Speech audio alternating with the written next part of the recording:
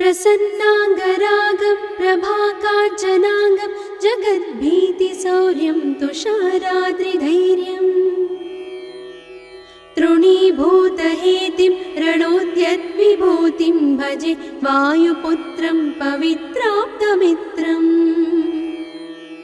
भजे पावनं भावनानित्यवासम्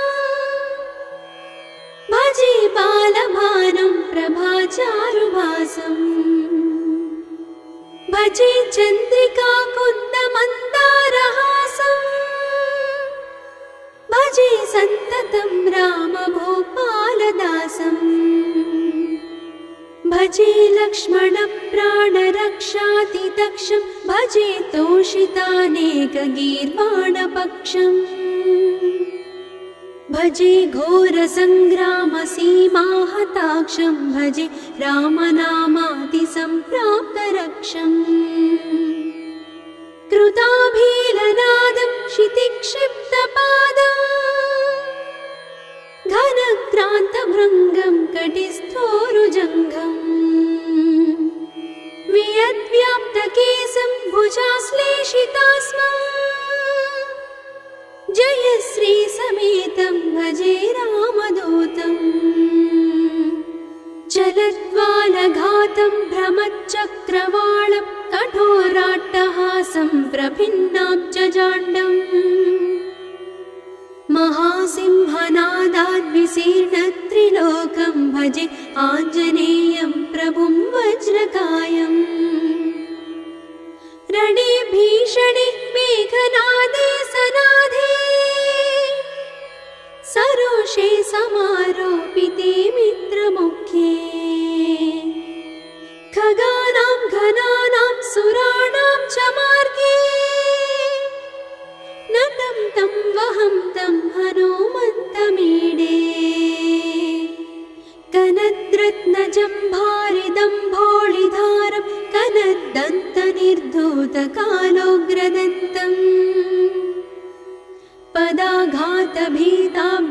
पदाघातभीताब्धिभूताधिवासं रणक्षोणिदक्षं भजे पिङ्गळाक्षम् महाग्राहपीडा महोत्पातपीडा महारोगपीडा महातीव्रपीडा हरत्यासुते पादपद्मानुरक्तो नमस्ते कपिश्रेष्ठ रामप्रियो यः सुधा सिन्धुमुल्लङ्घ्य नाथोग्रदीप्तः सुधा चौषधीस्ता प्रगुप्तप्रभावः षडद्रोणशैलस्य सारेण सेतुं विना भूस्वयं कः समर्थः कपीन्द्रः निरातङ्कमाविश्य लङ्कां विसङ्गो भवानेव सीतातिशोकापहारी समुद्रान्तरङ्गादिरौद्रं विनिद्रम् विलङ्घ्योरुजङ्घस्तुता मर्त्यसङ्घः रमानाथ रामः क्षमानाथ रामः अशोकेन शोकं विहाय प्रहर्षम् वनान्तर्घनं जीवनं दानवानं विपाट्य प्रहर्षात् हनुमान् त्वमेव जराभारतो भूरिपीडां शरीरे निराधारणारूढगाढप्रतापे भवत्पादभक्तिं भवद्भक्तिरक्तिं कुरु श्रीहनुमत्प्रभो मे दयाळो महायोगिनो ब्रह्मरुद्रादयो वा न जानन्ति तत्त्वं निजं राघवस्य कथं ज्ञायते मातृसे नित्यमेव प्रसीद प्रभो वानरेन्द्रो नमस्ते नमस्ते महासत्त्ववाहाय तुभ्यं नमस्ते महावज्रदेहाय तुभ्यं नमस्ते परिभूतसूर्याय तुभ्यम्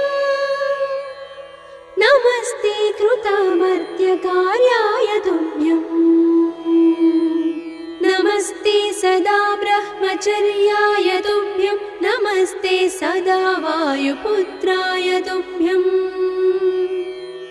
नमस्ते सदा पिङ्गलाक्षाय तुभ्यं नमस्ते सदा रामभक्ताय तुभ्यं हनुमद्भुजङ्गप्रयातं प्रभाते प्रदोषेऽपि वाचार्थरात्रेऽपि मर्त्यः पठन्नस्नतोऽपि प्रमुक्ताघजालः सदा सर्वदा रामभक्तिं प्रयाति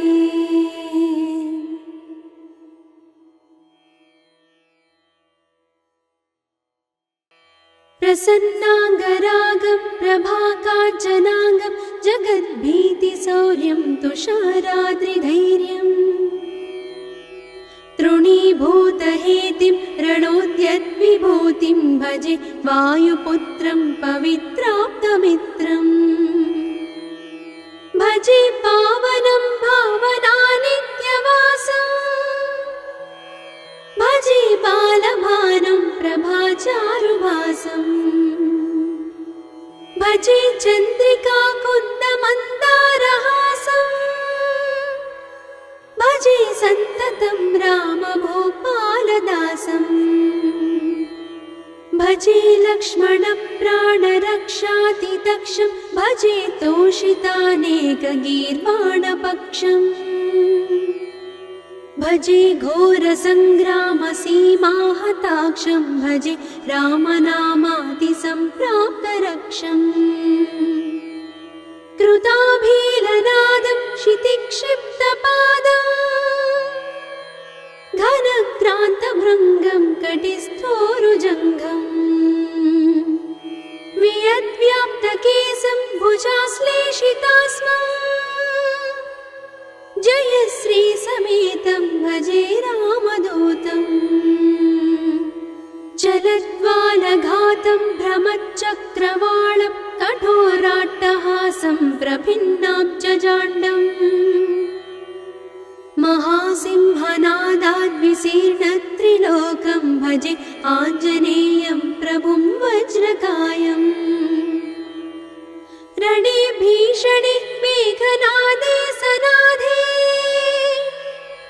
सरोषे समारोपिते मित्रमुख्ये खगानां घनानां सुराणां च मार्गे नतं तं वहं तं हनुमन्तमीडे कनद्रत्नजम्भारिदम्भोळिधारं कनद्दन्तनिर्धूतकालोग्रदन्तम् पदाघातभीताब्धिभूताधिवासं रणक्षोणिदक्षं भजे पिङ्गलाक्षम् महाग्राहपीडा महोत्पातपीडा महारोगपीडा महातीव्रपीडा हरत्यासुते पादपद्मानुरक्तो नमस्ते कपिश्रेष्ठ रामप्रियो यः सुधा सिन्धुमुल्लङ्घ्य नाथोग्रदीप्तः सुधा चौषधीस्ता प्रगुप्तप्रभावः षडद्रोणशैलस्य सारेण सेतुं विना भूस्वयं कः समर्थः कपीन्द्रः निरातङ्कमाविश्य लङ्कां विसम्पो भवानेव सीतातिशोकापहारी समुद्रान्तरङ्गादिरौद्रं विनिद्रम् विलङ्घ्योरुजङ्घस्तुता मर्त्यसङ्घः रमानाधरामः क्षमानाधरामः अशोकेन शोकं विहाय प्रहर्षम् वनान्तर्घनं जीवनं दानवानं विपाट्य प्रहर्षात् हनुमान् त्वमेव जराभारतो भूरिपीडां शरीरे निराधारणारूढगाढप्रतापे भवत्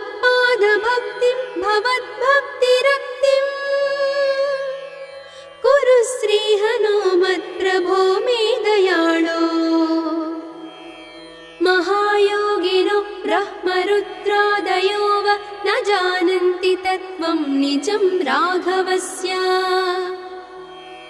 कथं ज्ञायते मातृसे नित्यमेव प्रसीद प्रभो वानरेन्द्रो नमस्ते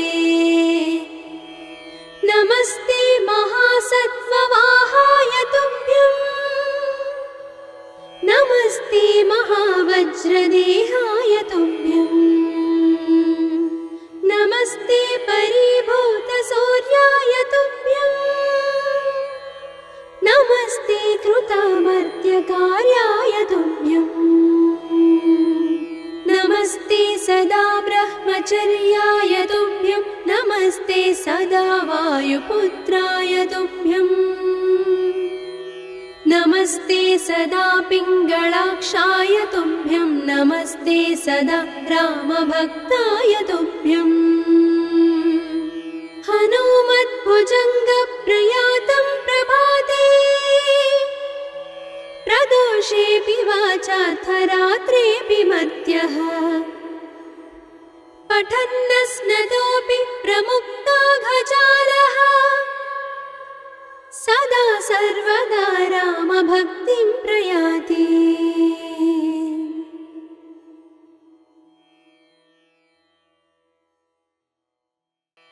प्रसन्नाङ्गरागं प्रभाकाञ्चनाङ्गं जगद्भीतिशौर्यं तुषाराद्रिधैर्यम् तृणीभूतहेतिं रणोद्यद्विभूतिं भजे वायुपुत्रं पवित्राप्तमित्रम् भजे पावनं भावनानित्यवासम् भजे बालभानुं प्रभाचारुभासम् भजे चन्द्रिकाकुन्दमन्दारहासम् भजे सन्ततं रामभूपालदासम् भजे लक्ष्मणप्राणरक्षातिदक्षं भजे तोषितानेकगीर्वाणपक्षम् भजे घोरसङ्ग्रामसीमाहताक्षं भजे रामनामातिसम्प्राप्तरक्षम् कृताभीलनादं क्षितिक्षिप्तपादम् घनक्रान्तभृङ्गं कटिस्थोरुजङ्घम् वियद्व्याप्तकेशं भुजाश्लेषितास्मम् जयश्रीसमेतं भजे रामदूतम् चलद्वालघातं भ्रमच्चक्रवालं कठोराट्टहासं प्रभिन्नाब्जजाण्डम् महासिंहनादाद्विशीर्णत्रिलोकं भजे आञ्जनेयं प्रभुं वज्रकायम् रणे भीषणे मेघनादे सनाधे सरोषे समारोपिते मित्रमुख्ये खगानां घनानां सुराणां च मार्गे नतं तं वहं तं हनुमन्तमीडे कनद्रत्नजम्भारिदम्भोळिधारं कनद्दन्तनिर्धूतकालोग्रदन्तम् पदाघातभीताब्धिभूताधिवासं रणक्षोणिदक्षं भजे पिङ्गळाक्षम् महाग्राहपीडा महोत्पातपीडा महारोगपीडा महातीव्रपीडा हरत्यासुते पादपद्मानुरक्तो नमस्ते कपिश्रेष्ठ रामप्रियो यः सुधा सिन्धुमुल्लङ्घ्यनाथोग्रदीप्तः सुधा चौषधीस्ता प्रगुप्तप्रभावः षडद्रोणशैलस्य सारेण सेतुं विना भूस्वयं कः समर्थः कपीन्द्रः निरातङ्कमाविश्य लङ्कां विसम्पो भवानेव सीतातिशोकापहारी समुद्रान्तरङ्गादिरौद्रं विनिद्रम् पुरस्तुता मर्त्यसङ्घः रमानाथ रामः क्षमानाथ रामः अशोकेन शोकं विहाय प्रहर्षम् वनान्तर्घनं जीवनं दानवानं विपाट्य प्रहर्षात् हनूमान् त्वमेव जराभारतो भूरिपीडां शरीरे निराधारणारूढगाढप्रतापे भवत्पादभक्तिं भवद्भक्तिरक्तिं कुरु श्रीहनुमत्प्रभो मे दयाळो महायोगिनो ब्रह्मरुद्रादयो वा न जानन्ति तत्त्वं निजं राघवस्य कथं ज्ञायते मातृसे नित्यमेव प्रसीद प्रभो वानरेन्द्रो नमस्ते नमस्ते महासत्त्ववाहाय तुभ्यं नमस्ते महावज्रदेहाय तुभ्यं नमस्ते परिभूतसूर्याय तुभ्यं नमस्ते कृतामर्त्यकार्याय तुभ्यं नमस्ते सदा ब्रह्मचर्याय तुभ्यं नमस्ते सदा वायुपुत्राय तुभ्यं नमस्ते सदा पिङ्गळाक्षाय तुभ्यं नमस्ते सदा रामभक्ताय तुभ्यं हनुमद्भुजङ्गप्रयातं प्रभाते प्रदोषेऽपि वाचार्थरात्रेऽपि मर्त्यः पठन्नस्नतोऽपि प्रमुक्ताघजालः सदा सर्वदा रामभक्तिं प्रयाति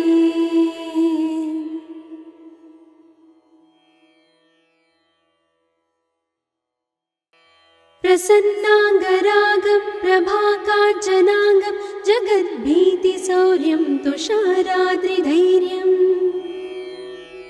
तृणीभूतहेतिं रणोद्यद्विभूतिं भजे वायुपुत्रं पवित्राप्तमित्रम् भजे पावनं भावनानित्यवासम् भजे बालभानं प्रभाचारुभासम् भजे चन्द्रिका कुन्दमन्दारहासम् भजे सन्ततं रामभूपालदासम् भजे लक्ष्मणप्राणरक्षातिदक्षं भजे तोषितानेकगीर्वाणपक्षम् भजे घोरसङ्ग्रामसीमाहताक्षं भजे रामनामातिसम्प्राप्तरक्षम्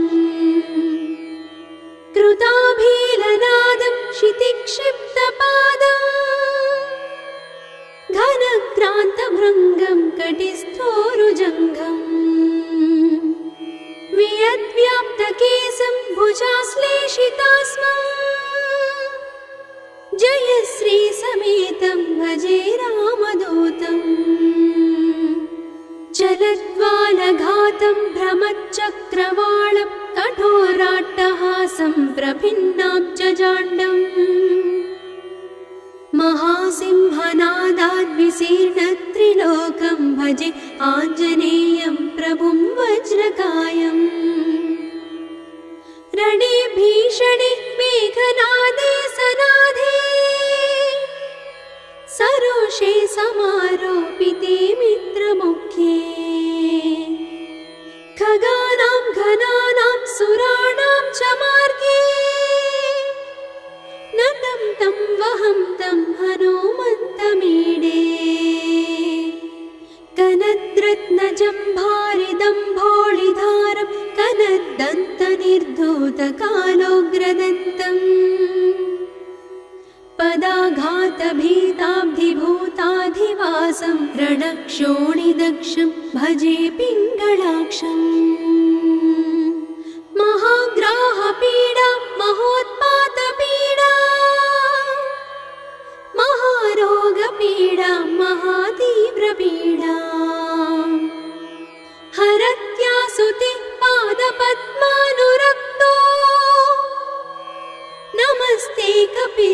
श्रेष्ठ रामप्रियो यः सुधा सिन्धुमुल्लङ्घ्य नाथोग्रदीप्तः सुधा चौषधीस्ता प्रगुप्तप्रभावः षडद्रोणशैलस्य सारेण सेतुं विना भूस्वयं कः समर्थः कपीन्द्रः निरातङ्कमाविश्य लङ्कां विसम्पो भवानेव सीतातिशोकापहारी समुद्रान्तरङ्गादिरौद्रं विनिद्रम् विलङ्घ्योरुजङ्घस्तुता मर्त्यसङ्घः रमानाथ रामः क्षमानाथ रामः अशोकेन शोकं विहाय प्रहर्षम् वनान्तर्घनं जीवनं दानवानं विपाट्य प्रहर्षात् हनूमान् त्वमेव जराभारतो भूरिपीडां शरीरे निराधारणारूढगाढप्रतापे भवत्पादभक्तिं भवद्भक्तिरक्तिं कुरु श्रीहनुमत्प्रभो मे दयाळो महायोगिनो ब्रह्मरुद्रादयो वा न जानन्ति तत्त्वं निजं राघवस्य कथं ज्ञायते मातृसे नित्यमेव प्रसीद प्रभो वानरेन्द्रो नमस्ते नमस्ते महासत्त्ववाहाय तुभ्यं नमस्ते महावज्रदेहाय तुभ्यं नमस्ते परिभूतसूर्याय तुभ्यं नमस्ते कृतामर्त्यकार्याय तुभ्यं नमस्ते सदा ब्रह्मचर्याय तुभ्यं नमस्ते सदा वायुपुत्राय तुभ्यं नमस्ते सदा पिङ्गळाक्षाय तुभ्यं नमस्ते सदा रामभक्ताय तुभ्यं हनुमद्भुजङ्गप्रयातं प्रभाते प्रदोषेऽपि वाचार्थरात्रेऽपि मर्त्यः पठन्नस्नतोऽपि प्रमुक्ताघजालः सदा सर्वदा रामभक्तिं प्रयाति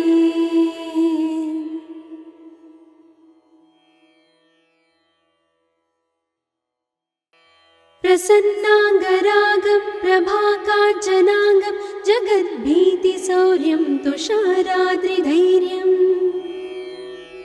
तृणीभूतहेतिं रणोद्यद्विभूतिं भजे वायुपुत्रं पवित्राप्तमित्रम् भजे पावनं भावनानित्यवासम् भजे बालभानुं प्रभाचारुभासम् भजे चन्द्रिकाकुन्दमन्दारहासम् भजे सन्ततं रामभूपालदासम् भजे लक्ष्मणप्राणरक्षातिदक्षं भजे तोषितानेकगीर्वाणपक्षम् भजे घोरसङ्ग्रामसीमाहताक्षं भजे रामनामातिसम्प्राप्तरक्षम् कृताभीलनादं क्षितिक्षिप्तपादम् घनक्रान्तभृङ्गं कटिस्थोरुजङ्घम्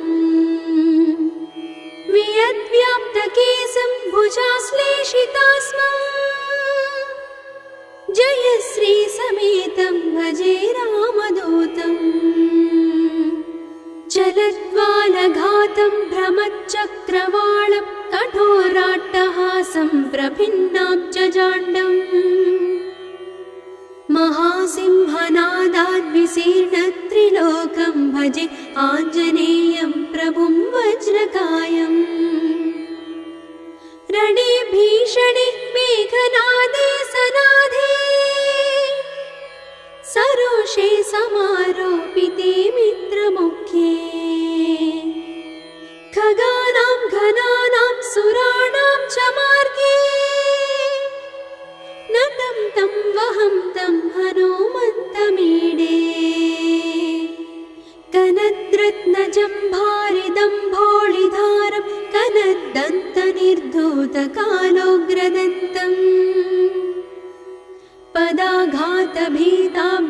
पदाघातभीताब्धिभूताधिवासं रणक्षोणिदक्षं भजे पिङ्गळाक्षम् महाग्राहपीडा महोत्पातपीडा महारोगपीडा महातीव्रपीडा हरत्यासुति पादपद्मानुरक्तो नमस्ते कपिश्रेष्ठ रामप्रियो यः सुधा सिन्धुमुल्लङ्घ्य नाथोग्रदीप्तः सुधा चौषधीस्ता प्रगुप्तप्रभावः षडद्रोणशैलस्य सारेण सेतुं विना भूस्वयं कः समर्थः कपीन्द्रः निरातङ्कमाविश्य लङ्कां विसम्पो भवानेव सीतातिशोकापहारी समुद्रान्तरङ्गादिरौद्रं विनिद्रम् विलङ्घ्योरुजङ्घस्तुता मर्त्यसङ्घः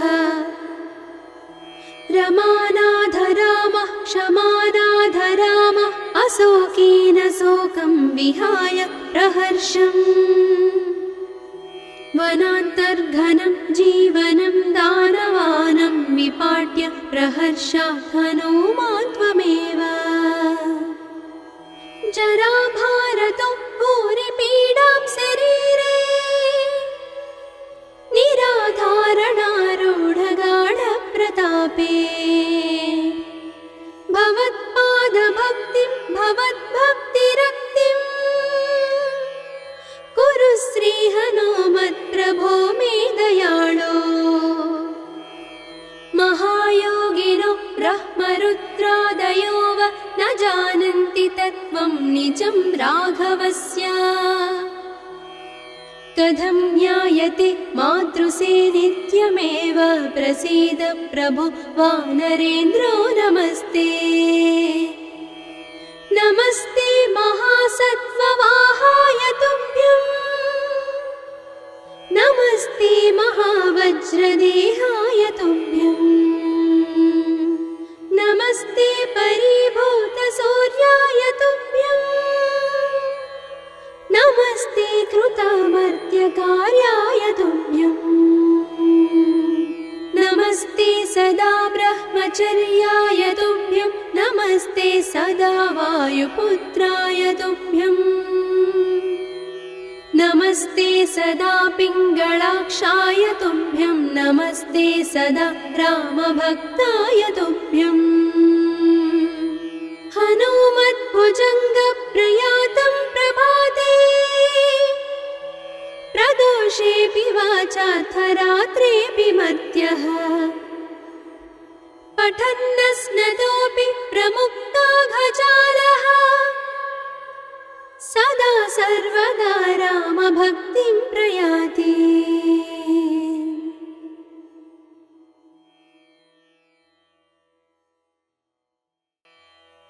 प्रसन्नाङ्गरागं प्रभाकाञ्चनाङ्गं जगद्भीतिशौर्यं तुषाराद्रिधैर्यम् तृणीभूतहेतिं रणोद्यद्विभूतिं भजे वायुपुत्रं पवित्राप्तमित्रम् भजे पावनं भावनानित्यवासम् भजे बालभानं प्रभाचारुभासम् भजे चन्द्रिकाकुन्दमन्दारहासम् भजे सन्ततं रामभूपालदासम् भजे लक्ष्मणप्राणरक्षातिदक्षं भजे तोषितानेकगीर्वाणपक्षम् भजे घोरसङ्ग्रामसीमाहताक्षं भजे रामनामातिसम्प्राप्तरक्षम् कृताभीलनादं क्षितिक्षिप्तपादम् घनक्रान्तभृङ्गं कटिस्थोरुजङ्घम् वियद्व्याप्तकेशं भुजाश्लेषितास्मम् जयश्री समेतं भजे रामदूतम् चलद्वालघातं भ्रमच्चक्रवालं कठोराट्टहासं प्रभिन्नाब्जजाण्डम् महासिंहनादाद्विशीर्णत्रिलोकं भजे आञ्जनेयं प्रभुं वज्रकायम् रणे भीषणे मेघनादे सनादे सरोषे समारोपिते मित्रमुख्ये खगानां घनानां सुराणां च मार्गे नतं तं वहं तं हनुमन्तमीडे कनद्रत्नजम्भारिदम्भोळिधारं कनद्दन्तनिर्धूतकालोग्रदन्तम् पदाघातभीताब्धिभूताधिवासं रणक्षोणिदक्षं भजे पिङ्गळाक्षम् महाग्राहपीडा महोत्पातपीडा महारोगपीडा महातीव्रपीडा हरत्यासुते पादपद्मानुरक्तो नमस्ते कपिश्रेष्ठ रामप्रियो यः सुधा सिन्धुमुल्लङ्घ्य नाथोग्रदीप्तः सुधा चौषधीस्ता प्रगुप्तप्रभावः षडद्रोणशैलस्य सारेण सेतुं विना भूस्वयं कः समर्थः कपीन्द्रः निरातङ्कमाविश्य लङ्कां विसङ्गो भवानेव सीतातिशोकापहारी समुद्रान्तरङ्गादिरौद्रं विनिद्रम् विलङ्घ्योरुजङ्घस्तुता मर्त्यसङ्घः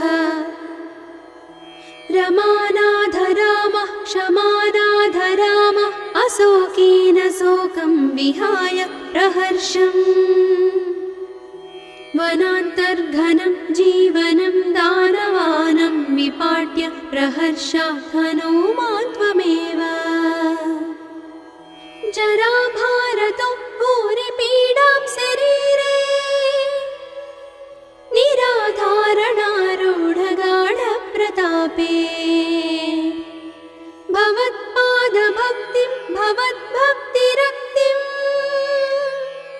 कुरु श्रीहनुमत्प्रभो मे दयाळो महायोगिनो ब्रह्मरुद्रादयो वा न जानन्ति तत्त्वं निजं राघवस्य कथं ज्ञायते मातृसे नित्यमेव प्रसीद प्रभो वानरेन्द्रो नमस्ते नमस्ते महासत्त्ववाहाय तुभ्यं नमस्ते महावज्रदेहाय तुभ्यं नमस्ते परिभूतसूर्याय तुभ्यं नमस्ते कृतामर्त्यकार्याय तुभ्यं नमस्ते सदा ब्रह्मचर्याय तुभ्यं नमस्ते सदा वायुपुत्राय तुभ्यं नमस्ते सदा पिङ्गळाक्षाय तुभ्यं नमस्ते सदा रामभक्ताय तुभ्यं हनुमद्भुजङ्गप्रयातं प्रभाते प्रदोषेऽपि वाचाथ रात्रेऽपि मर्त्यः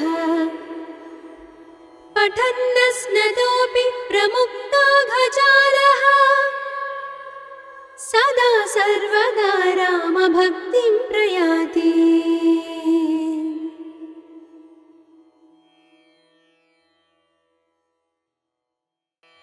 प्रसन्नाङ्गरागं प्रभाकाञ्चनाङ्गं जगद्भीतिशौर्यं तुषाराद्रिधैर्यम् तृणीभूतहेतिं रणोद्यद्विभूतिं भजे वायुपुत्रं पवित्राप्तमित्रम् भजे पावनं भावनानित्यवासम् भजे बालभानुं प्रभाचारुभासम् भजे चन्द्रिकाकुन्दमन्दारहासम् भजे सन्ततं रामभूपालदासम् भजे लक्ष्मणप्राणरक्षातिदक्षं भजे तोषितानेकगीर्वाणपक्षम् भजे घोरसङ्ग्रामसीमाहताक्षं भजे रामनामातिसम्प्राप्तरक्षम् कृताभीलनादं क्षितिक्षिप्तपादम् घनक्रान्तभृङ्गं कटिस्थोरुजङ्घम् वियद्व्याप्तकेशं भुजाश्लेषितास्मम् जयश्रीसमेतं भजे रामदूतम् चलद्वालघातं भ्रमच्चक्रवालं कठोराट्टहासं प्रभिन्नाब्जजाण्डम् महासिंहनादाद्विशीर्णत्रिलोकं भजे आञ्जनेयं प्रभुं वज्रकायम् रणे भीषणे मेघनादे सनाधे सरोषे समारोपिते मित्रमुख्ये खगानां घनानां सुराणां च मार्गे नतं तं वहं तं हनुमन्तमीडे कनद्रत्नजम्भारिदम्भोळिधारं कनद्दन्तनिर्धूतकालोग्रदन्तम् पदाघातभीताब्धिभूताधिवासं रणक्षोणिदक्षं भजे पिङ्गळाक्षम् महाग्राहपीडा महोत्पातपीडा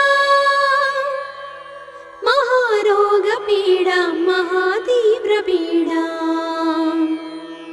हरत्यासुते पादपद्मानुरक्तो नमस्ते कपिश्रेष्ठ रामप्रियो यः सुधा सिन्धुमुल्लङ्घ्य नाथोग्रदीप्तः सुधा चौषधीस्ता प्रगुप्तप्रभावः षडद्रोणशैलस्य सारेण सेतुं विना भूस्वयं कः समर्थः कपीन्द्रः निरातङ्कमाविश्य लङ्कां विसङ्को भवानेव सीतातिशोकापहारी समुद्रान्तरङ्गादिरौद्रं विनिद्रम् विलङ्घ्योरुजङ्घस्तुता मर्त्यसङ्घः रमानाधरामः क्षमानाधरामः अशोकेन शोकं विहाय प्रहर्षम् वनान्तर्घनं जीवनं दानवानं विपाट्य प्रहर्षात् हनुमान् त्वमेव जराभारतो भूरिपीडां शरीरे निराधारणारूढगाढप्रतापे भवत्पादभक्तिं भवद्भक्तिरक्तिं कुरु श्रीहनुमत्प्रभो मे दयाळो महायोगिनो ब्रह्मरुद्रादयो वा न जानन्ति तत्त्वं निजं राघवस्य कथं ज्ञायते मातृसे नित्यमेव प्रसीद प्रभो वानरेन्द्रो नमस्ते नमस्ते महासत्त्ववाहाय तुभ्यं नमस्ते महावज्रदेहाय तुभ्यं नमस्ते परिभूतसूर्याय तुभ्यम्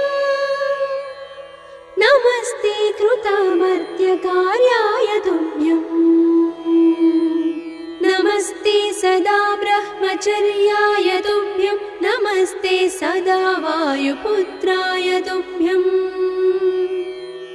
नमस्ते सदा पिङ्गलाक्षाय तुभ्यं नमस्ते सदा रामभक्ताय तुभ्यम् हनुमद्भुजङ्गप्रयातं प्रभाते प्रदोषेऽपि वाचार्थरात्रेऽपि मर्त्यः पठन्नस्नतोऽपि प्रमुक्ताघजालः सदा सर्वदा रामभक्तिं प्रयाति।